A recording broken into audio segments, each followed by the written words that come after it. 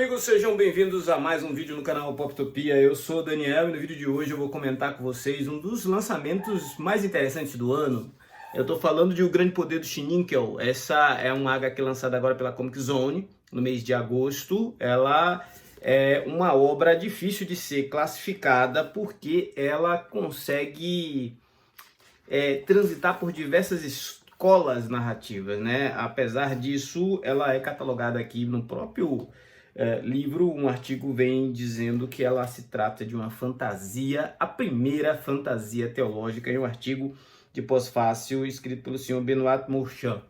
E essa é uma obra produzida por dois nomes que têm alguma relevância no mercado de quadrinhos europeus. Eu estou falando do senhor roteirista, é o Jean Van Hem, com a arte de Grzegorz Rosinski, né? E aqui a gente tem cores de Graza. Essa é uma edição em capa dura, com 184 páginas, e que, ao meu ver, ela casa no mesmo universo de Em Busca do Pássaro do Tempo, né? É o tipo de fantasia grandiosa, é o tipo de fantasia épica. Essas duas obras, elas servem para aquele leitor que gosta de universos expandidos, com diversas raças, com mitologia, com lendas, com profecias. Então, se você é fã de Senhor dos Anéis, se você é fã de Game of Thrones, se você é fã do universo pré-Senhor dos Anéis, particularmente ali daquela questão dos hobbits,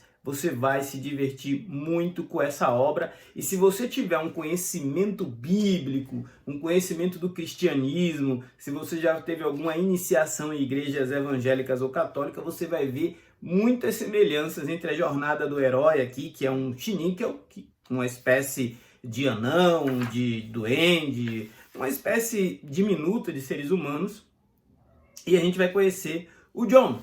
John é um sobrevivente, né, um Schninkel que sobrevive a uma batalha que se repete infinitamente por muito tempo.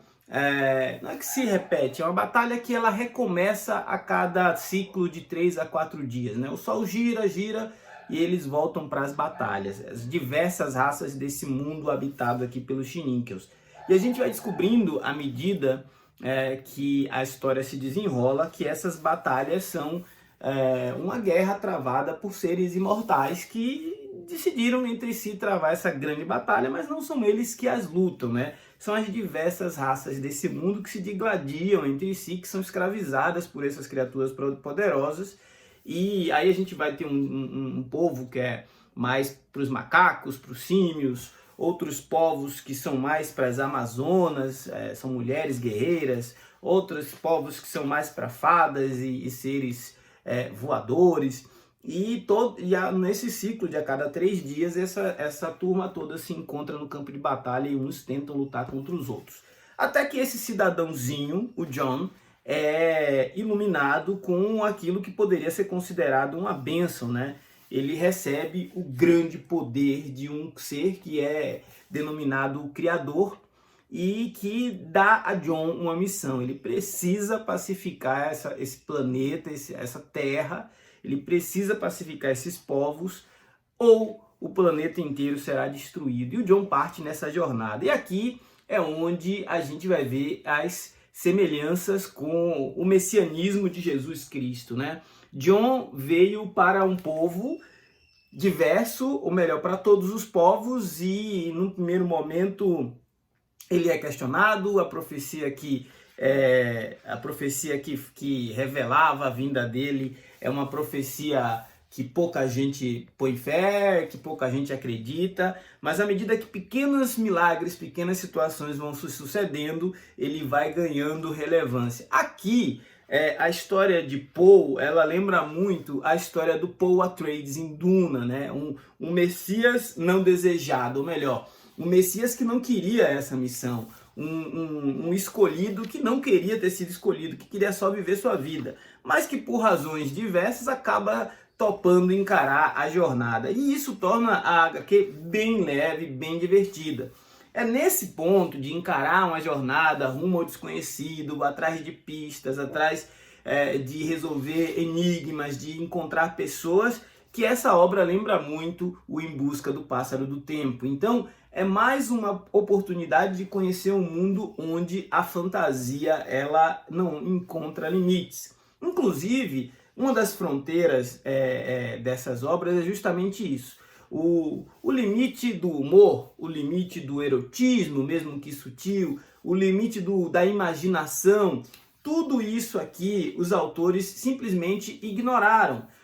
O roteiro do Rosinski, ele consegue nos entregar uma gama de criaturas que faria inveja a qualquer planeta alienígena de Marvel ou de DC, ou mesmo a qualquer filme de Star Wars, né? A gente vai ver que os grandes líderes dessa guerra que o Jon está tentando impedir são criaturas de certa forma marcadas pela tragédia e que o contato com esse Messias, que é o Jon, vai fazer com que ele, em determinado momento,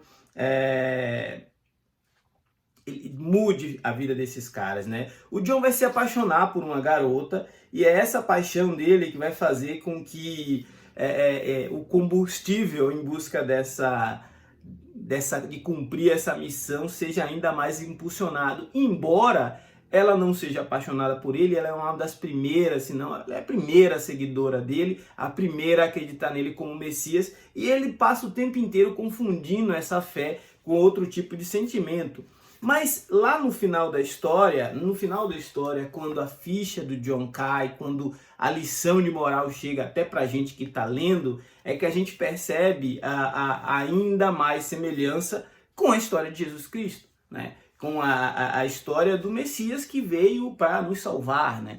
Que veio para expurgar os nossos pecados. E o Jon, ele vai carregar essa estigma do Messias até as últimas consequências. O que faz que aquela história leve, divertida, agradável de ser lida, tenha um final agridoce, tenha um final digno de um Messias. O grande poder do Schinkel é dividido em alguns capítulos, e em cada um desses capítulos você vai conhecer personagens vibrantes e vai acompanhar o Jon em situações que são completamente inusitadas, como a busca dele para descobrir algumas informações sobre os imortais, e essa busca leva ele a consultar uma vidente que só consegue profetizar e ter visão do futuro no meio de um orgasmo. Quando eu citei que essa história ela tem lá as suas pitadas de erotismo e poderia fazer quase dessa história um quadrinho do Manara, é justamente sobre aquilo de ir até a fronteira de uma escola narrativa, mas não ultrapassá-la. Também podia ser uma história apenas de aventura, mas ela não se contenta só nisso e resolve ser algo mais. Ela podia ser uma fábula moderna, mas ela bebe em algumas fontes que faz com que ela se aproxime demais de clássicos como O Senhor dos Anéis, O Hobbit e vários outros, né? Mas poderia também ser uma história de romance. Ela também não se contenta em ser apenas uma obra de um casal apaixonado que está buscando ficar junto. Ela vai muito além disso e é também um pouco de tudo isso. Então, O Grande Poder do Schinkel é um quadrinho amigável, um quadrinho de fácil leitura, um quadrinho com uma ilustração muito gostosa de ser apreciada e cores que realmente faz a gente pensar que existem muitas pérolas do quadrinho europeu que ainda precisam chegar aqui no Brasil, e existem muitos artistas que a gente ainda precisa conhecer. Esse foi o Poptopia de hoje. Se não for inscrito, se inscreva. Afinal, falar de gibi é sempre muito bom. Descobrir uma boa obra, melhor ainda. Forte abraço. Até a próxima.